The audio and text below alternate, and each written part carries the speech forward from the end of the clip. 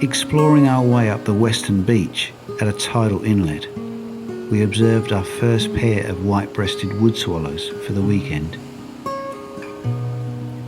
I suspected that they were nesting, and sure enough, a little stick nest could be seen protruding from a broken limb. Using the car as a hide, we waited a couple of moments, and the bird was happy to return to its duties shortly after. This species has a very interesting plumage, particularly the plum colour on the mantle.